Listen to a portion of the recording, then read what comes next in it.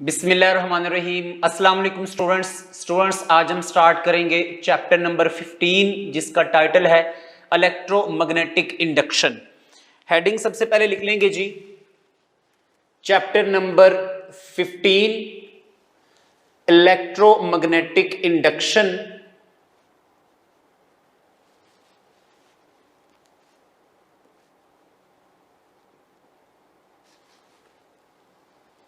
Electromagnetic induction के बारे में अगर हम बात करें तो जब भी हम किसी कंडक्टर को मैग्नेटिक फील्ड में मूव करवाते हैं तो उस कंडक्टर में एक ईएमएफ प्रोड्यूस हो जाती है। तो वो फिनोमिना कि जिसमें जब हम किसी कंडक्टर को मैग्नेटिक फील्ड में मूव करवाएं तो उस कंडक्टर में एक ईएमएफ इंड्यूस हो जाए, ऐसे फिनोमिना को हम नेम देते हैं जी इलेक्ट्रोमैग्नेटिक इंडक्शन। और वो ईएमएफ जो उस कंडक्टर में मैग्नेटिक फील्ड में मूव करने की वजह से प्रोड्यूस हुई है, उस ईएमएफ को हम नेम देंगे जी इंड्यूस्ड ईएमएफ। और इंड्यूस्ड ईएमएफ के कोरोस्पोंडिंग जो करंट प्रोड्यूस हो रहा है that is known as the induced current. तो इन दोनों हेडिंग्स को यहां पे लिख लेंगे जी, induced EMF and induced current. यहां पे हेडिंग लिख लेंगे जी, induced EMF and induced current. तो इंड्यूस्ड ईएमएफ क्या है? वो ईएमएफ जो किसी भी मैग्नेटिक फील्ड और कंडक्टर की रिलेटिव मोशन की वजह से उस कंडक्टर में इंड्यूस हुई है, that is known as the induced EMF. लिख लेंगे जी, EMF induced due to relative motion between conductor and the magnet. Relative motion का मतलब है कि फर्ज करें अगर कंडक्टर रेस्ट पे है तो मैग्नेट मूव कर रहा हो, या अगर मैग्नेट रेस्ट पे है तो कंडक्टर उसके लिहाज से मूव कर रहा हो, यानी कि relative motion between the conductor and the magnetic field या मैग्नेट। तो उसकी वजह से जो कंडक्टर में ईएमएफ इंड्यूस होगी that is known as the induced EMF. और इसके कोरोस्पोंडिंग जो करंट प्रोड्यूस हो रहा है that is known as the induced current. अब अगर हम इंड्यूस्ड ईएमएफ के लिहाज से हम बात करें तो E it is equal to I into R simple, जैसे ओहम्स लॉ के लिहाज से हम बात करें तो यहां पे जो इंड्यूस्ड ईएमएफ है वो करंट और रेजिस्टेंस पे डिपेंड नहीं कर रही, बल्कि उसकी जो डिपेंडिंग फैक्टर्स है वो कुछ और हैं। जो इंड्यूस्ड ईएमएफ है वो बेसिकली डिपेंड कर रही है strength of the magnetic field. जितना मैग्नेटिक फील्ड ज्यादा चेंज होगा उतनी ईएमएफ ज्यादा होगी। और फिर ये डिपेंड कर रहा है relative motion between the conductor and the magnetic field कि स्पीड जितनी ज्यादा होगी, फ्लक्स जितना ज्यादा चेंज होगा, ईएमएफ उतनी ज्यादा इंड्यूस होगी। और फिर number of turns of the coil कि अगर एक कॉइल है और उसमें नंबर ऑफ टर्न्स जितने ज्यादा होंगे तो उस कॉइल में ईएमएफ इंड्यूस जो हो रही है वो उतनी ही ज्यादा होगी। तो ये इसके डिपेंडिंग फैक्टर नहीं है, बल्कि इंड्यूस्ड ईएमएफ के depending factor basically strength of the magnetic field, relative motion between coil and magnetic field और number of turns in the coil है। यहां पे अगर हम बात करें about the motional EMF, heading लिख लेंगे जी motional EMF। तो जब भी हम किसी कंडक्टर को मूव करवाते हैं, कंडक्टर मूव करता है इन द मैग्नेटिक फील्ड, तो उस कंडक्टर में जो ईएमएफ प्रोड्यूस हो रही है that is known as the motional EMF. यहां पे लिख लेंगे EMF produced when conductor moves in the magnetic field। तो जो ईएमएफ प्रोड्यूस हो रही होगी वो मोशनल ईएमएफ है। अब यहां पे सबसे मोस्ट इंपॉर्टेंट बात है कि जिस डायरेक्शन में, जिस ओरिएंटेशन में हमने उस कंडक्टर को मैग्नेटिक फील्ड में मूव करना है, क्योंकि हर एंगल पे मैग्नेटिक फील्ड में मूव करने पे हर एंगल पे ईएमएफ इंड्यूस नहीं होगी, बल्कि सर्टेन एंगल्स हैं। किस तरह से? इंड्यूस्ड मोशन ईएमएफ के लिहाज से हम बात करें तो E it is equal to minus VBL sine theta. अब जरा देखें, ये जो एंगल के लिहाज से अगर हम बात करें तो ये एंगल थीटा जो है किस किस के दरमियान है? Velocity of the conductor and magnetic field. अगर तो ये मैग्नेटिक फील्ड के पैरेलल मूव कर रही हो यानी कि 0 डिग्री पे, या एंटी पैरेलल यानी कि 180 डिग्री पे, तो आप जानते हैं साइन 0 पे भी 0 और साइन 180 पे भी 0, तो यहां पे जो इंड्यूस्ड ईएमएफ है वो 0 हो जाएगी। लेकिन अगर हमने ईएमएफ की प्रोडक्शन मैक्सिमम करवानी तो हमें क्या करना पड़ेगा कि उस कंडक्टर को मैग्नेटिक फील्ड के साथ परपेंडिकुलर मूव करना पड़ेगा। 90 डिग्री पे जो इंड्यूस्ड ईएमएफ है वो मैक्सिमम हो जाएगी। तो इसके डिफरेंट केसेस हैं, एंगल के लिहाज से यहाँ पे आपको डिफरेंट वेरिएशन के साथ इसके क्वेश्चंस आ सकते हैं। स्टूडेंट्स अब हम बात करेंगे कि जिस उस कंडक्टर में ईएमएफ इंड्यूस हो रही है तो उसकी डिपेंडेंस किन किन चीजों के ऊपर है और उसकी डायरेक्शन के लिहाज से हम बात करेंगे। हेडिंग मेंशन करेंगे about the Faraday's law of electromagnetic induction. Faraday's law, तो फैराडेज लॉ के अकॉर्डिंग जो ईएमएफ इंड्यूस हो रही है कि it is directly proportion to the rate of change of the magnetic flux, कि उस कॉइल के लिहाज से मैग्नेटिक फील्ड यानी कि मैग्नेटिक फ्लक्स जितना ज्यादा चेंज होगा उतनी ज्यादा ईएमएफ इंड्यूस हो रही होगी। और अगर नंबर ऑफ टर्न्स के लिहाज से हम बात करें तो E it is equal to n delta phi by delta t. n basically यहां पे नंबर ऑफ टर्न्स है और नेगेटिव का साइन लगा देंगे। नेगेटिव के साइन को हम आगे जाके लेंजेस लॉ में भी डिस्कस करेंगे। नेगेटिव का साइन ये बता रहा है कि जो इंड्यूस्ड ईएमएफ उसमें प्रोड्यूस हो रही है वो अपने कॉज ऑफ प्रोडक्शन को यानी कि वो चेंज इन फ्लक्स को अपोज कर रही है। यहां पे डिफरेंट एमसीक्यू की बात करेंगे। एमसीक्यू क्या है जी कि a coil has 500 square turns, each having side 10 centimeter placed in the magnetic field which is changing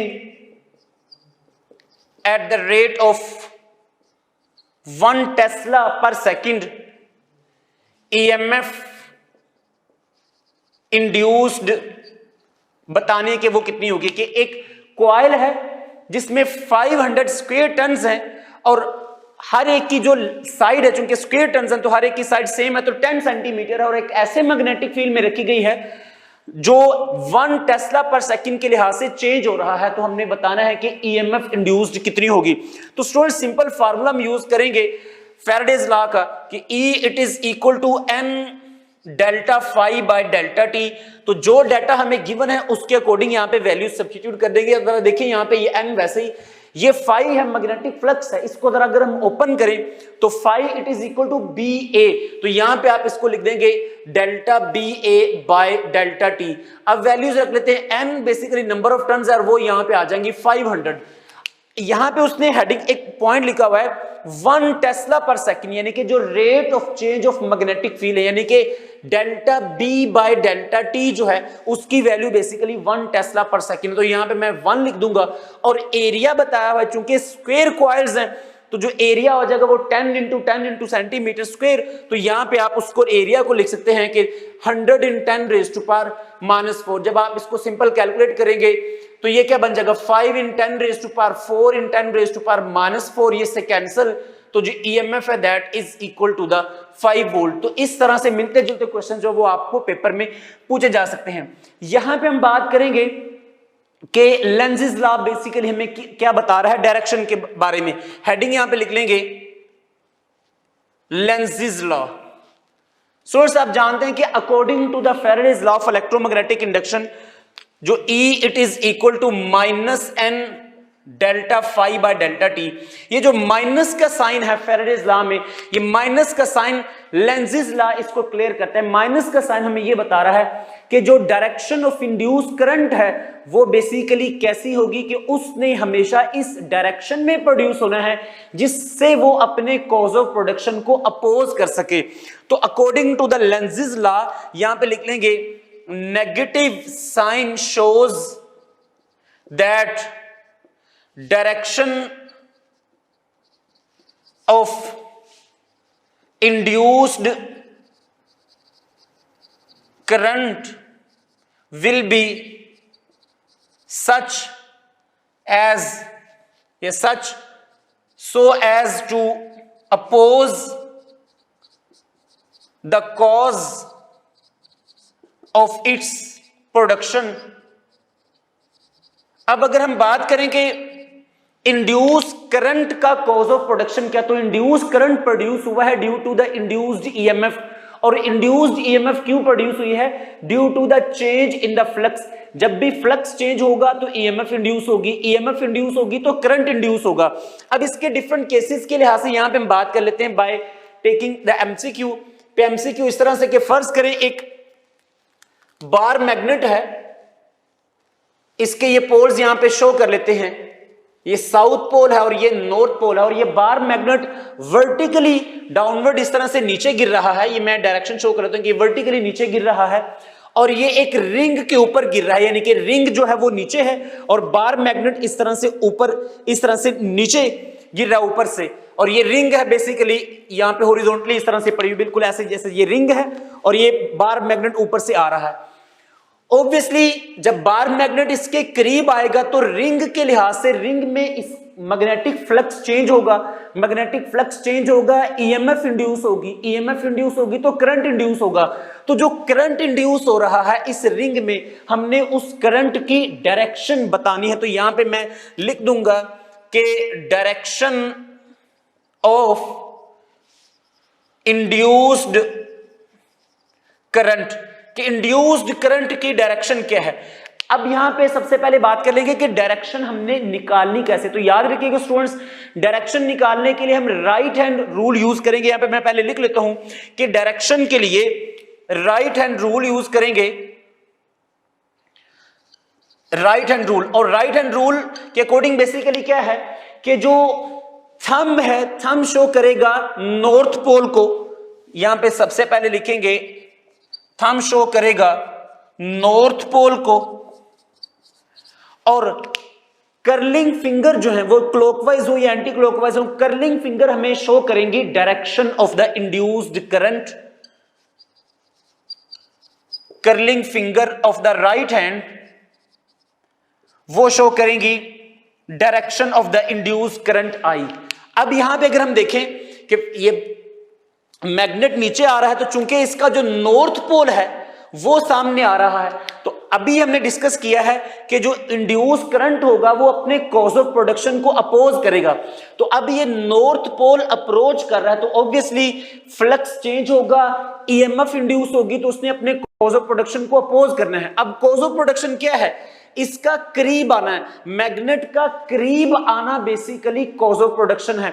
तो अब ये कॉइल क्या करेगी, कॉइल उसके कॉज ऑफ प्रोडक्शन को अपोज करेगी, यानी कि जो कॉइल में करंट प्रोड्यूस हो रहा है वो इसके कॉज ऑफ प्रोडक्शन को अपोज करेगा। और अपोज करने के लिए यहां पे कॉइल के इस वाले हिस्से पे नॉर्थ पोल बन जाएगा और यहां पे साउथ पोल बन जाएगा, क्योंकि नॉर्थ ने नॉर्थ को रिपेल करना है।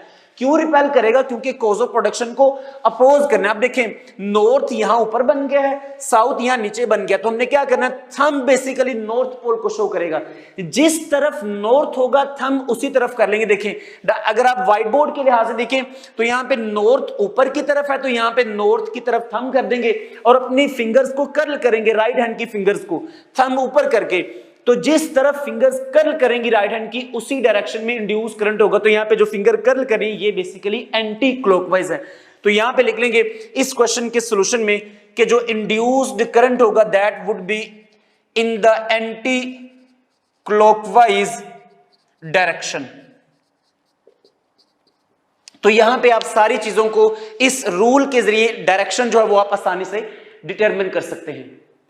स्टूडेंट्स स्टार्ट करेंगे next topic that is about the mutual induction. हम डिस्कस करेंगे कि म्यूचुअल इंडक्शन क्या है और म्यूचुअल इंडक्शन किसी कॉइल के लिहाज से अगर हमने उसको डिस्कस करना हो तो जो उसका कांस्टेंट बनता है जिसे हम म्यूचुअल इंडक्टेंस कहते हैं उसका रिलेशन किस तरह से हम डिस्कस करेंगे। सबसे पहले हेडिंग मेंशन कर लेंगे जी म्यूचुअल इंडक्शन। म्यूचुअल इंडक्शन क्या है स्टूडेंट्स, इसको डायग्राम से डिस्कस करेंगे। फर्ज करें हमारे पास कोई एक कॉइल है जिसको किसी ईएमएफ सोर्स के साथ यहां पे कनेक्ट किया गया है और इस कॉइल के साथ ही एक और कॉइल रखी हुई है और इस कॉइल को एक गैल्वानोमीटर के साथ अटैच किया गया है। गैल्वानोमीटर इसलिए अटैच किया गया है ताकि जब भी इस कॉइल में करंट प्रोड्यूस हो तो हमें इस मीटर की जो नीडल है उसकी डिफ्लेक्शन जब शो होगी तो आइडिया हो जाएगा कि यहां पे करंट प्रोड्यूस हो रहा है। अब देखिए, अगर इस कॉइल का करंट जो है हम उसको वेरी करें, करंट चेंज करें, तो ऑब्वियसली इस कॉइल का करंट चेंज करेंगे तो इस कॉइल में जो इसकी सराउंडिंग में जो मैग्नेटिक फील्ड है वो भी चेंज होगा। अब मैग्नेटिक फील्ड चेंज होगा तो मैग्नेटिक फ्लक्स भी चेंज होगा। अब मैग्नेटिक फील्ड लाइंस को अगर मैं यहां पे इस तरह से शो करूं तो अब देखिए, यहां पे अगर इस कॉइल का करंट चेंज करेंगे तो मैग्नेटिक फील्ड चेंज होगा, मैग्नेटिक फ्लक्स चेंज होगा। अब अगर इसका जो फ्लक्स है, अगर इधर फ्लक्स लिंकेज होता है, यानी कि इसके साथ यहां पे इस कॉइल में भी ऑब्वियसली इस कॉइल के लिहाज से फ्लक्स चेंज होगा। तो अब देखें, अगर इस कॉइल में फ्लक्स चेंज होगा तो ईएमएफ इंड्यूस होगी। अब ईएमएफ इंड्यूस होगी तो इस गैल्वानोमीटर की जो नीडल है वो डिफ्लेक्शन शो करेगी। अब देखिए, यहां पे रिलेशन बना क्या है कि इस कॉइल में हमने करंट चेंज किया है, जबकि इस कॉइल में करंट चेंज करने की वजह से इस कॉइल में जो साथ पड़ी हुई है कॉइल उसमें ईएमएफ इंड्यूस हुई है। तो वो फिनोमिना कि जिसमें एक कॉइल में करंट चेंज करने की वजह से दूसरी साथ पड़ी हुई कॉइल में ईएमएफ इंड्यूस हो जाए, तो ऐसा फिनोमिना को हम नेम देते हैं जी म्यूचुअल इंडक्शन। तो म्यूचुअल इंडक्शन बेसिकली फिनोमिना है। अब जो ईएमएफ इंड्यूस हो रही है, अगर उसका रिलेशन लिखें, E it is equal to M delta I by delta T.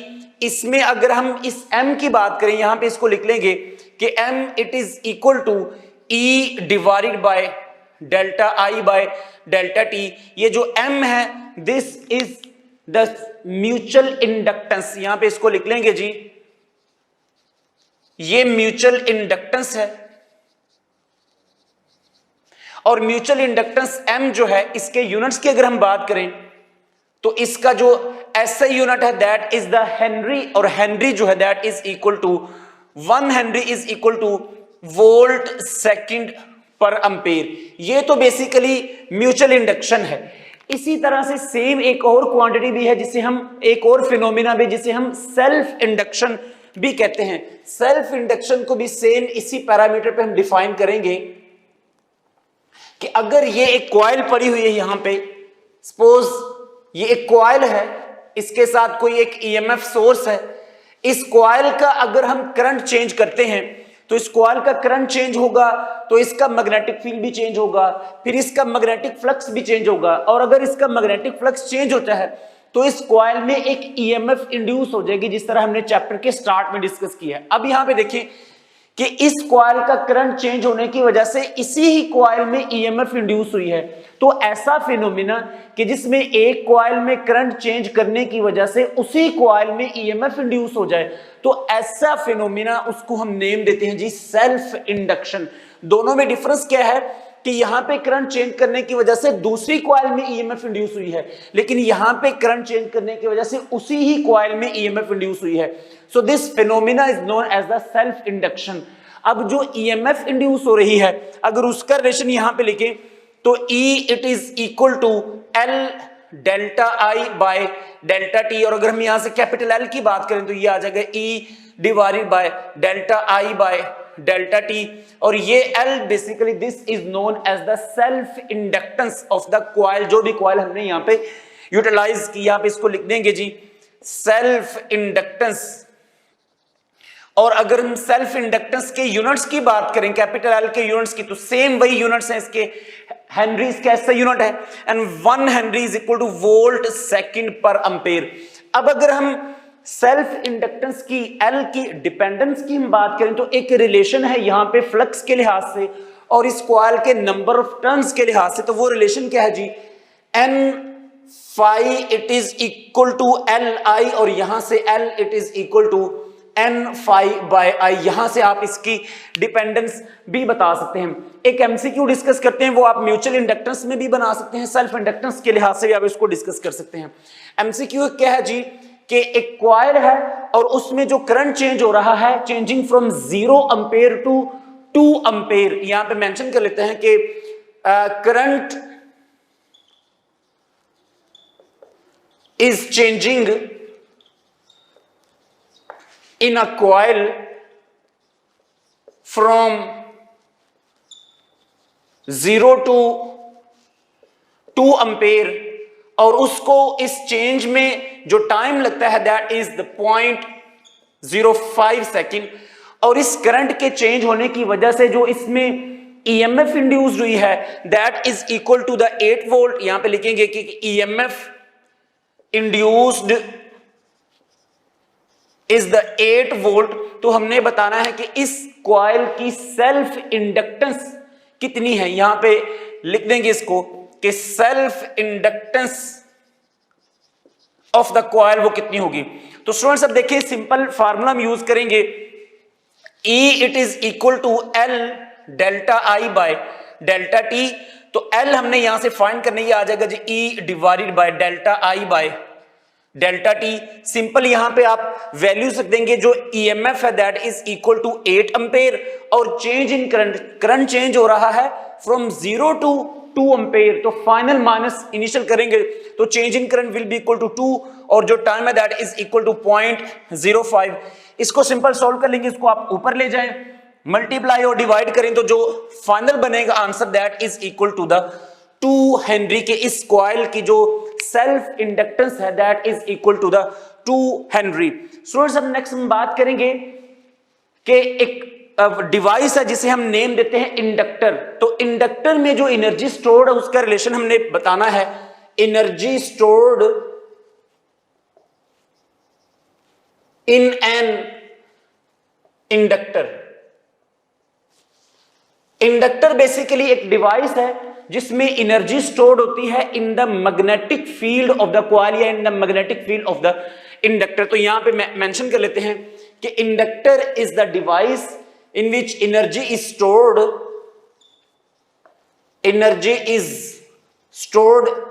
in the magnetic field of the inductor। Comparison में अगर हम यहां पे बात करें चैप्टर नंबर 12 में आपने कैपेसिटर पढ़ा था, तो कैपेसिटर के लिहाज से जो एनर्जी स्टोर होती है वो इलेक्ट्रिक फील्ड में स्टोर होती है, जबकि इंडक्टर के लिहाज से देखें तो इंडक्टर में जो एनर्जी स्टोर होती है वो मैग्नेटिक फील्ड में स्टोर होती है। अब अगर हम बात करें कोई एक कॉइल है जिसको हमने किसी ईएमएफ सोर्स के साथ अटैच किया हुआ है, तो बैटरी जो चार्ज के ऊपर वर्क कर रही है, अगर हम उस वर्क की बात करें तो work done by the battery on the charge, वो वर्क बेसिकली बन जाएगा delta Q into E L basically inductor का जो वोल्टेज है उसको यहाँ पे रिप्रेजेंट कर रहा है। और अगर हम एनर्जी की बात करें, वर्क की बात करें, एनर्जी की बात करें, वो एनर्जी जो इंडक्टर में स्टोर हो रही है that is equal to half L I square. Students यहां से इस रिलेशन से हम सेल्फ इंडक्टेंस ऑफ सोलिनॉइड जो कि इंडक्टर की फॉर्मेशन में है, हम सेल्फ इंडक्टेंस भी कैलकुलेट कर सकते हैं। यहां पे उसका रिलेशन लिख सकते हैं कि self inductance of the solenoid, तो उसका रिलेशन है L it is equal to mu naught N square A L. इसके लिहाज से यहाँ पे म्यू नोट आप जानते हैं परमिबिलिटी ऑफ फ्री स्पेस और एन नंबर ऑफ टर्न्स हैं पर यूनिट लेंथ, ए बेसिकली एरिया और एल लेंथ है। अगर हम यहां से वर्क की बात करें, वर्क आप इसको लिख सकते हैं, इसको यूएम भी लिख सकते हैं, यानी कि जो energy stored in the inductor उसका फार्मूला यहां से बन जाएगा 1/2 B square by mu naught into A L. आप इसको simple this is equal to the work या एनर्जी स्टोर्ड इन इंडक्टर, ये रिलेशन इसका बन जाएगा। यहां से आप सारे रिलेशन आप यहां से बना सकते हैं। अगर हम बात करें एनर्जी डेंसिटी की, तो एनर्जी डेंसिटी क्या है? Energy per unit volume. यहां पे एक हेडिंग लिख लेंगे एनर्जी डेंसिटी। तो energy density basically energy per unit volume, तो मैं इसको ईडी से शो कर लेता हूं। ED stand for the energy density, यानी कि एनर्जी पर यूनिट वॉल्यूम। तो यानी कि इस वाले रिलेशन को आप वॉल्यूम से डिवाइड कर दें तो ये ए एल बेसिकली वॉल्यूम है। तो जब आप इसको डिवाइड कर देंगे तो सिंपल ये क्या बन जाएगा जी, energy density is equal to B square divided by 2 mu naught. तो ये रिलेशन जो है वो आप याद रख सकते हैं। इन्हीं रिलेशंस के लिहाज से जो क्वेश्चंस एंड डिपेंडेंस के लिहाज से मुख्तलिफ वैल्यूज वो आपको दे सकता है, उन वैल्यूज को सब्स्टिट्यूट करके आप डिफरेंट जो क्वेश्चंस के आप आंसर उसको सोल्व कर सकते हैं। स्टूडेंट्स नेक्स्ट हम बात करेंगे about the Motors and generators. ये दो आर्टिकल्स, इन दोनों आर्टिकल्स को कंबाइन लेके चलेंगे ताकि आपको कंपैरिजन करने में और इसको याद करने में भी आसानी हो। सबसे पहले हम बात करेंगे अबाउट द मोटर्स और इसके साथ ही यहां पे जनरेटर्स को भी मेंशन कर लेते हैं। सबसे पहले देखेंगे कि इन दोनों के फंक्शंस क्या हैं। मोटर्स बेसिकली जो है वो इलेक्ट्रिकल एनर्जी को मैकेनिकल एनर्जी में कन्वर्ट कर देती। तो ये वो डिवाइस है, यहां पे लिख देंगे कि it converts electrical energy into mechanical energy. और अगर मोटर की टाइप्स के बारे में यहां पे मेंशन करें तो दो टाइप्स है मोटर की, एक एसी मोटर है और दूसरी डीसी मोटर है। यहां पे दोनों को मेंशन कर लेंगे और फिर दोनों के जो कंस्ट्रक्शन के लिहाज से डिफरेंस है उसको भी लिख लेंगे। टाइप्स में यहां पे लिख देंगे एसी मोटर और सेकंड है जी डीसी मोटर। एसी मोटर और डीसी मोटर की जो कंस्ट्रक्शन में अगर हम बात करें तो कंस्ट्रक्शन में एक ही डिफरेंस है कि एसी मोटर में हम यूज करते हैं स्लिप रिंग्स और डीसी मोटर में हम स्प्लिट रिंग यूज करते हैं जिसे हम कम्यूटेटर भी कहते हैं। यहां पे लिख देंगे कि डीसी मोटर में स्प्लिट रिंग्स यूज करते हैं जिन्हें हम कम्यूटेटर कह देते हैं। जनरेटर के लिहाज से हम बात करें तो जनरेटर बेसिकली अगर मोटर और जनरेटर की बात करें तो ये दोनों एक दूसरे का रिवर्स हैं। जिस तरह से मोटर जो है वो इलेक्ट्रिकल एनर्जी को मैकेनिकल एनर्जी में कन्वर्ट करती है, इसी तरह से जो जनरेटर है वो मैकेनिकल एनर्जी को इलेक्ट्रिकल एनर्जी में कन्वर्ट कर देगा। यानी कि मोटर और जनरेटर एक दूसरे का रेसिप्रोकल, एक दूसरे का रिवर्स है। तो यहां पे लिखेंगे कि जो जनरेटर जो है it converts mechanical energy into electrical energy. इस तरह से इसकी भी दो टाइप्स हैं, दोनों को यहां पे मेंशन कर लेंगे। एक यहां पे है जी एसी जनरेटर और सेकंड जो इसकी टाइप है that is known as the DC generator.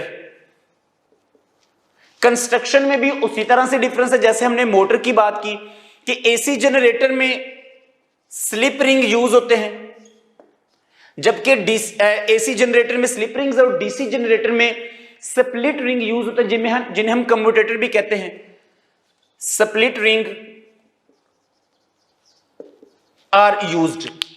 AC जनरेटर के लिहाज से अगर हम इसकी इक्वेशन की बात करेंगे, वर्किंग प्रिंसिपल बेसिकली आप जानते हैं जनरेटर का कि जो कॉइल है वो मैग्नेटिक फील्ड में इस तरह से रोटेट करती है, आर्मेचर में से इस तरह से करंट जो है वो फ्लो करता है, तो जिसकी वजह से टॉर्क प्रोड्यूस होता है। जो कॉइल है वो बेसिकली मैग्नेटिक फील्ड में रोटेट करती है। इक्वेशन के लिहाज से अगर हम बात करें तो जो ईएमएफ प्रोड्यूस हो रही है, EMF E it is equal to E naught, या आप इसको यूं भी लिख सकते हैं N omega A B sine theta. और अगर हम यहां पे 90 डिग्री की बात करें, याद रखें कि ये जो एंगल थीटा है, ये theta is the angle between velocity and the magnetic field. यहां पे मेंशन भी कर लेते हैं कि ये जो थीटा है it is the angle between velocity and the magnetic field. Velocity जिस तरह से कॉइल रोटेट कर रही है तो वेलोसिटी और मैग्नेटिक फील्ड की ओरिएंटेशन जिस तरह से चेंज हो रही है वैसे वैसे ईएमएफ भी उसी तरह से फ्लक्चुएट करेगी और इसका जो ग्राफ है वो साइनसोइडल ग्राफ उस तरह से बनता जाएगा। अगर हम theta it is equal to 90 degree की बात करें तो जो ईएमएफ है that would be the maximum EMF, और यहां पे ये बन जाएगी that is equal to N omega A B. और आप फिर एक जनरल इक्वेशन लिख सकते हैं कि दिस इंप्लाइज दैट, आप देखें यहां पे ये जो ब्रैकेट में फैक्टर इनक्लोज्ड है this is the maximum EMF. इसके लिहाज से ये इक्वेशन बन जाएगी E it is equal to E naught sine theta. ये बेसिक इक्वेशन बन जाएगी एसी जनरेटर के लिहाज से। यहां पे डिफरेंट वैल्यूज और ये वे भी सेम उसी तरह से, ये जो एंगल थीटा है between the velocity and the magnetic field, ये वेलोसिटी और मैग्नेटिक फील्ड के दरमियान एंगल है। डिफरेंट एंगल्स पे 0 डिग्री पे, 30 पे, 45 पे, 60 पे, 90 पे, 180 डिग्री पे, डिफरेंट एंगल्स पे आप इसकी वैल्यूज को सब्स्टिट्यूट करके आप उसके रिलेशन भी बना सकते हैं, इसकी रेशो भी बना सकते हैं। और जो इसकी कर्व बनेगी, जो इसकी ट्रेस बनेगी, मैं इसके नीचे बना देता हूं इसी जनरेटर के लिहाज से, तो जो इसकी ट्रेस बनेगी कर्व बनेगी वो कुछ इस तरह से है। With respect to the time भी आप बना सकते हैं कि ये यहां पे वोल्टेज है वाई एक्सिस पे और एक्स एक्सिस पे टाइम है। आप एंगल के लिहाज से भी बना सकते हैं, ये यहां पे ये 0, यहां पे ये π/2 90 डिग्री और यहां पे ये पाई 180 डिग्री और यहां पे ये 3π/2 270 डिग्री और यहां पे ये 2π आ जाएगा, that is equal to the 360 degree. तो आप इसकी साइनोसॉइडल कर्व भी आप इसको यहां में बना सकते हैं। स्टूडेंट्स हम यहां बात करेंगे कि एक बैक ईएमएफ इफेक्ट प्रोड्यूस होता है मोटर्स के लिहाज से भी और जनरेटर्स के लिहाज से भी। तो बैक ईएमएफ यहां पे मेंशन करेंगे। बैक ईएमएफ क्या है कि जब भी किसी मोटर को आप पोटेंशियल डिफरेंस अप्लाई करके उसको रोटेट करवाते हैं मैग्नेटिक फील्ड में, तो उस मोटर की कॉइल में एक ईएमएफ इंड्यूस हो जाती है और वो जो इंड्यूस्ड ईएमएफ है बेसिकली वो अप्लाइड पोटेंशियल डिफरेंस के अगेंस्ट डायरेक्शन में है। तो वो जो इंड्यूस्ड ईएमएफ बनी है उस इंड्यूस्ड ईएमएफ को हम नेम देते हैं जी बैक ईएमएफ। यहां पे मेंशन भी कर सकते हैं कि EMF induced in the coil of the motor rotating in the magnetic field। और ये बेसिकली जो इंड्यूस्ड ईएमएफ है ये अप्लाइड ईएमएफ को, अप्लाइड वोल्टेज को अपोज करेगी। इंड्यूस्ड ईएमएफ, इंड्यूस को आप या बैक ईएमएफ को ई से भी शो कर सकते हैं और अप्लाइड पोटेंशियल डिफरेंस को वी लिख सकते हैं। अब अगर हम बात करें इस सिनेरियो में नेट ईएमएफ लिखें तो net EMF it would be equal to ये अप्लाइड वोल्टेज माइनस यहां पे ये उसका रिलेशन आ जाएगा। और यहां पे आप इसको यूं भी ले सकते हैं कि ईएमएफ, ये जो अप्लाइड वोल्टेज है that is equal to EMF plus I into R. R basically उस कॉइल की रेजिस्टेंस के लिहाज से है। अगर हम बैक ईएमएफ की बात करें तो बैक ईएमएफ का मोटर की स्पीड के साथ भी रिलेशन है। जैसे जैसे मोटर की स्पीड इंक्रीज होती जाएगी वैसे वैसे बैक ईएमएफ भी इंक्रीज होती जाएगी। और अब देखें क्योंकि बैक ईएमएफ ने अप्लाइड ईएमएफ को अपोज करना होता है क्योंकि उसका कॉज ऑफ प्रोडक्शन वही है, तो इसकी वजह से जो करंट है वो डिक्रीज होता जाएगा। तो यहां पे इसको लिख देंगे कि जैसे जैसे मोटर की जो स्पीड है, स्पीड ऑफ द मोटर अगर वो इंक्रीज करेगी तो जो बैक ईएमएफ है वो भी इंक्रीज करेगी और बैक ईएमएफ के इंक्रीज करने से जो करंट की वैल्यू है वो डिक्रीज हो जाती है। अगर हम स्टार्ट देखें तो जब जैसे ही मोटर स्टार्ट होती है तो इनिशियली उसकी स्पीड कम होती है, तो स्पीड कम होगी तो बैक ईएमएफ भी कम होगी और करंट ज्यादा होगा। लेकिन जैसे जैसे स्पीड इंक्रीज होती जाती है बैक ईएमएफ भी ज्यादा होती जाएगी और करंट कम होता जाएगा। लेकिन अगर हम मोटर की ओवरलोडिंग की बात करें तो अगर मोटर ओवरलोड हो जाए जिसकी वजह से मोटर की जो स्पीड है वो स्लो डाउन हो जाती है। अब मोटर की स्पीड स्लो डाउन होगी तो बैक ईएमएफ भी कम होगी लेकिन अब करंट ज्यादा हो जाएगा और अगर सेफ लिमिट से एक्सीड कर जाए तो करंट इतना ज्यादा हो सकता है कि जो मोटर की वाइंडिंग्स एंड कॉइल की वाइंडिंग्स जो उसको वो बर्न कर सकती हैं। तो ये सेफर लिमिट पे रख के आप उसके करंट को फिर आप उसको एडजस्ट कर सकते हैं। नेक्स्ट हम बात करेंगे अबाउट द ट्रांसफॉर्मर। सबसे पहले हेडिंग लिख लेंगे जी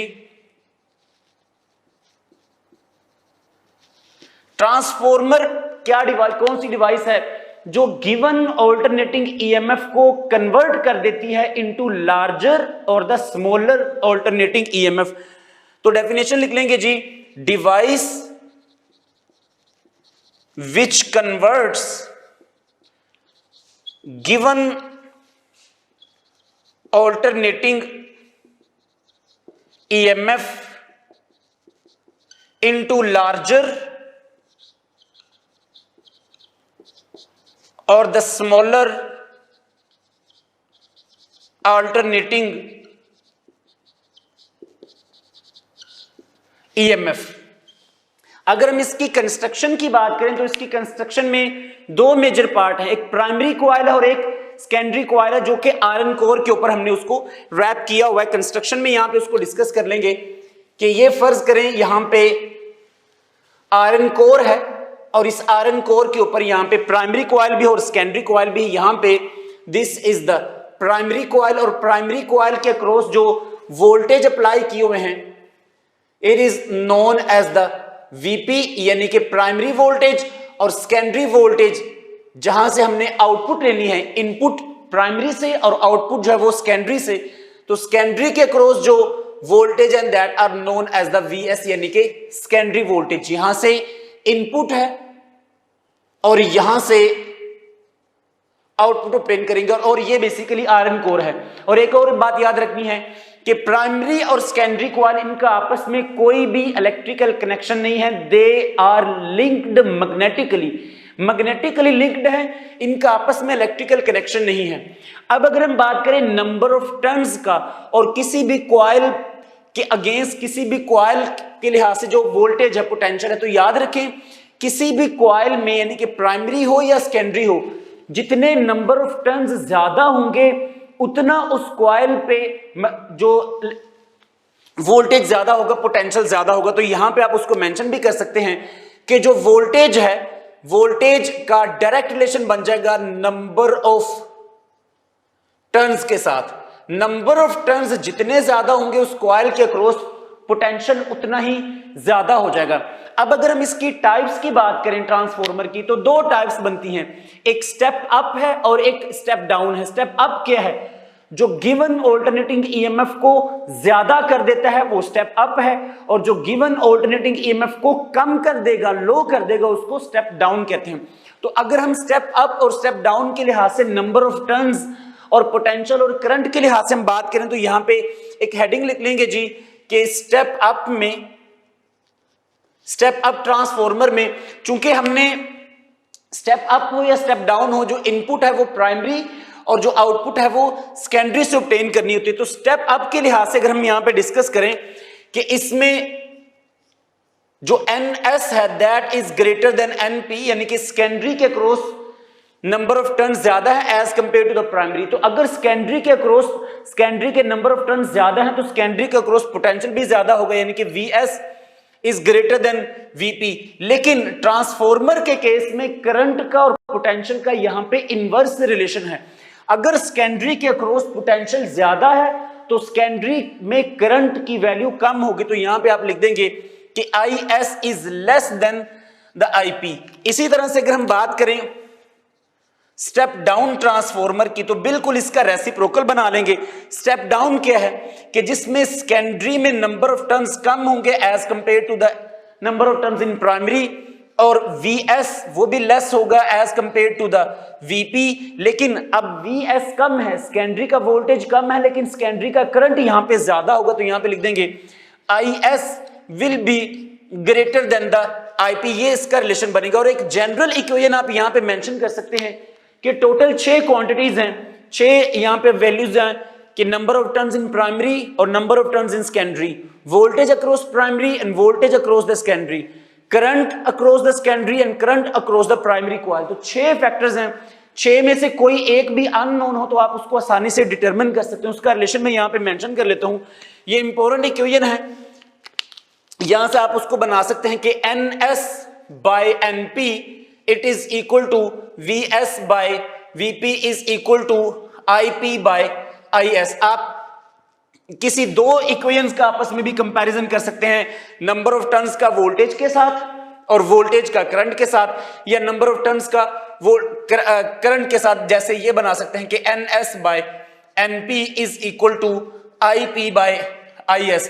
जितने भी क्वेश्चंस होंगे इसी से रिलेटेड होंगे, आपको वैल्यूज जो गिवन होगी आप वहां पे इसको सब्स्टिट्यूट भी कर सकते हैं। स्टूडेंट्स हम बात करें कि अगर आइडियल ट्रांसफॉर्मर हो, तो आइडियल ट्रांसफॉर्मर क्या है कि जिसमें इनपुट पावर और आउटपुट पावर दोनों इक्वल हो जाती हैं। तो यहां पे उसको मेंशन कर लेंगे कि आइडियल ट्रांसफॉर्मर या आइडियल केस जो है ट्रांसफॉर्मर का, इसमें पावर आउटपुट और पावर इनपुट दोनों इक्वल है। यहां पे इसको लिख देंगे कि power output is equal to the power input. लेकिन अगर हम जनरल बात करें, जो आम डेली लाइफ में ट्रांसफॉर्मर यूज हो रहे हैं, तो वो चूंकि फ्रिक्शन की वजह से भी और हीट की वजह से, हिस्टैरिसीस लॉस की वजह से, रेजिस्टेंस ज्यादा होने की वजह से जो पावर आउटपुट है वो लेस हो जाती है as compare to the power input. यहां पे उसको जनरल लिख देंगे कि इन जनरल केस